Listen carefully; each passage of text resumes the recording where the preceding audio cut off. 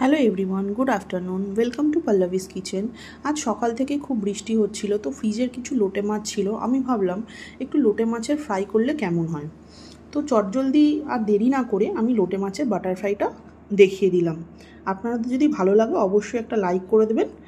রেসিপিটা খুবই একটা চটজলদি রেসিপি, যেটা খুব সহজেই বাড়িতে তৈরি করতে পারবেন।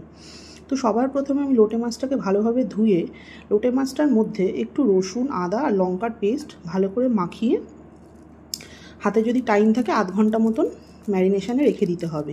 একটু গোলমরিচের গুঁড়ো দিয়ে দিতে হবে, সামান্য একটু নুন দিয়ে দিতে হবে, দিয়ে ভালো করে একটু ম্যারিনেট করে এটাকে সাইডে আলাদা করে রেখে দিতে হবে। অন্য একটা পাত্রে আমি হাফ কাপ মতো ময়দা নিয়ে নিয়েছিলাম, 1/4 কাপ মতন কর্নফ্লোর নিয়ে নিয়েছিলাম, সঙ্গে একটা ডিম নিয়ে নিয়েছিলাম। ডিমটা বিটেন এগ হলেও হবে, নর্মাল দিলেও হয়ে যাবে। আর সঙ্গে 2 টেবিল স্পুন বাটার নিয়েছিলাম, হাফ টিস্পুন মতন বেকিং সোডা আর হাফ টিস্পুন মতন বেকিং পাউডার অ্যাড করেছিলাম, সাথে অল্প একটু গোলমরিচের গুঁড়ো এবং নুন অ্যাড করেছিলাম। বন্ধুরা, সমস্ত এই যে উপকরণগুলো আমি দিলাম, সুন্দর করে আপনাদের ঠান্ডা জলে, যদি সেটা আইসড ওয়াটার হয় তাহলে তো খুবই ভালো হয়, লাম্পসগুলো হয় না, ময়দার যে একটা তো লাম্পস হয়, তো সেই লাম্পসগুলো হবে না। যদি আইসড ওয়াটার হয় তো ভালো, নর্মালি যদি কোল্ড ওয়াটার হয় আপনারা কোল্ড ওয়াটারে ভালো করে ফেটিয়ে নেবেন। তো দেখতেই পাচ্ছেন বন্ধুরা, আমি কত সুন্দর করে এটাকে ফেটিয়ে নিয়েছি।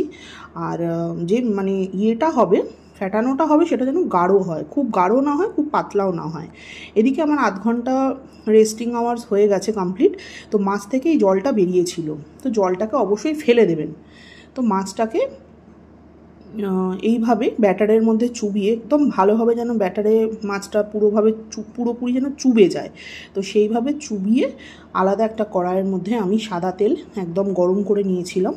তো গরম গরম ভাজছি লোটে মাছটা, মানে দেখেই জিভে জল আসছে আমার। তো খুবই চটজলদি একটা রেসিপি, আপনারা অবশ্যই ঘরে ট্রাই করবেন। ভীষণই ভালো লাগে এই রেসিপিটা খেতে, বিকালবেলায় চা দিয়ে। খুবই সুন্দর একটা স্মেল আসে, কারণ বাটারের একটা স্মেল থাকে। আর একদম মুচমুচে আপনারা দেখতে পাচ্ছেন কত সুন্দর হয়েছে লোটে মাছটা ভাজা। একদম দেরি না করে স্লাইসড অনিয়নের সাথে, সসের সাথে গরম গরম পরিবেশন করুন। আপনাদের যদি আমার রেসিপি ভালো লেগে থাকে অবশ্যই আমার পাশে থাকবেন, সাথে থাকবেন। নেক্সট টাইম অন্য কোনো রেসিপি নিয়ে আবার আপনাদের সামনে ফিরে আসবো। By guys.